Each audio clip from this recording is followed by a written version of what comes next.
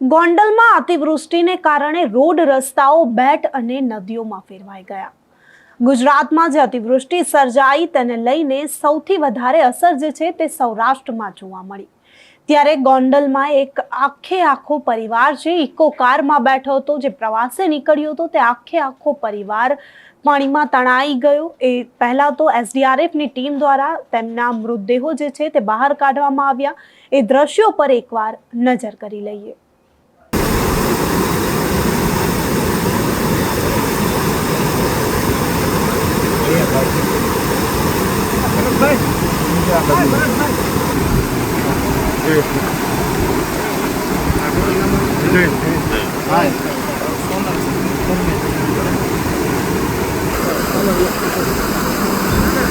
જોવું હે આમાં દેખાય છે।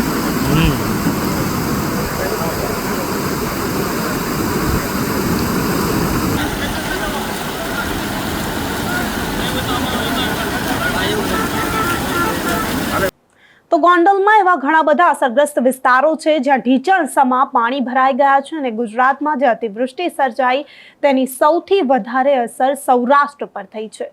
ત્યારે ગોંડલના પણ એવા ઘણા બધા અસરગ્રસ્ત વિસ્તારો છે જ્યાં લોકોએ 4 દિવસ સુધી જમ્યું પણ નથી, તેમને ખાવાનું નથી મળ્યું। લોકો ઘરમાં ભરાઈ રહ્યા છે અને તેમના ઘરમાં પણ પાણી ભરાઈ ગયા છે। ત્યારે ગોંડલના ધારાસભ્ય ગીતાબા જાડેજા આજે અસરગ્રસ્ત વિસ્તારો છે તેમની મુલાકાતે પહોંચ્યા, તે લોકોની મદદે પહોંચ્યા। ગોંડલમાં લોકોના ઘરોમાં પાણી પણ ઘૂસી ગયા, ઢીચણ સમા પાણી ભરાયા। ત્યારે ધારાસભ્ય ગીતાબા જાડેજાએ પોતે જમવાનું બનાવી રહ્યા છે અને લોકોને ખવડાવી રહ્યા છે। એ દ્રશ્યો પર એકવાર નજર કરીએ।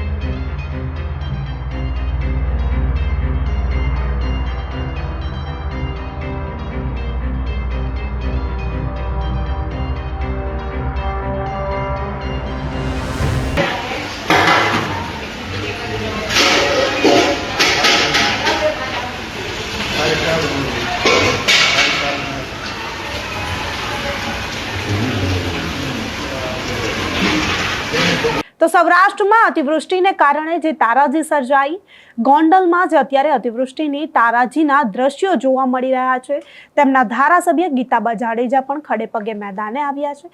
ત્યારે આ દ્રશ્યો વિશે તમારું શું માનવું છે? અત્યારે એસડીઆરએફની ટીમ પણ તૈનાત છે, અત્યારે પાણી જે છે તે ઓસરી રહ્યા છે, ત્યારે તમારું શું માનવું છે? તમે અમને કમેન્ટ કરી ચોક્કસથી જણાવજો તથા અમારી ચેનલ નિર્ભય ન્યૂઝને લાઇક, શેર અને સબસ્ક્રાઇબ કરવાનું ભૂલશો નહીં। આભાર।